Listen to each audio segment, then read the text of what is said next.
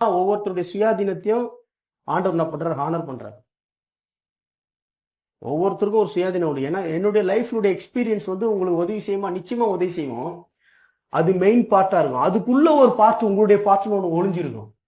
அதை நீங்க என்ன பண்ணணும்னா கண்டுபிடிச்சு அதுல நீங்க வாழ ஆரம்பிக்கணும். அது ஒரு ஃபிளேவர்.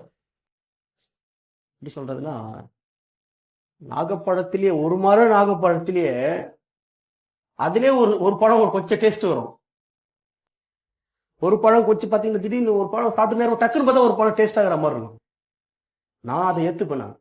ஏன்னா ஒரு எப்படி சொல்றது, ஒரு கடையில நீங்க போய் வாங்கி ஒரு குறிப்பிட்ட ஒரு ஜூஸை குடிச்சீங்கன்னா ஒரு வித்தியாசமா இருக்கும். பக்கத்துல இருக்கிற கடையில வாங்கி குடிச்சா அது ஒரு வித்தியாசமா இருக்கும்.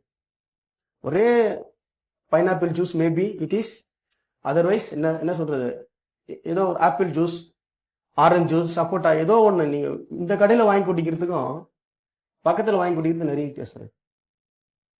ஃபிளேவரும் பக்கத்துல இந்த இந்த மரத்துல காய்க்கிறதுக்கும் அது பக்கத்துல மரத்துக்கு காய்க்கிறதுக்கும் வித்தியாசம். பார்த்தா ஒரே மண்ணா தான் இருக்கும். நிறைய வித்தியாசங்கள் இருக்கு. நம்ம அதை உத்து கவனிக்கிறது இல்லை. யாரும் அந்த டேஸ்ட்டை உத்து கவனிக்கிறது இல்லை. உத்து நீங்க கவனிச்சு நல்லா அதை பண்ணீங்கன்னா அதை கண்டுபிடிச்சல. அந்த மாதிரி உங்க ஒரு குரூப்லயே ஆண்டவர் ஒரு ஃபிளேவர்னுடைய வித்தியாசம் கொஞ்சம் கொஞ்சம் அப்படி மாறுபடும். ஏங்க இதுவும் மேங்கோ தானாங்க, அதுவும் மேங்கோ தானே அப்படி நம்ம நினைக்கிறோம். ஏங்க இதுவும் எல்லோ அதுவும் நல்லா உத்து பார்த்தா கிளீனா தெரிய ஆரம்பிக்கும்.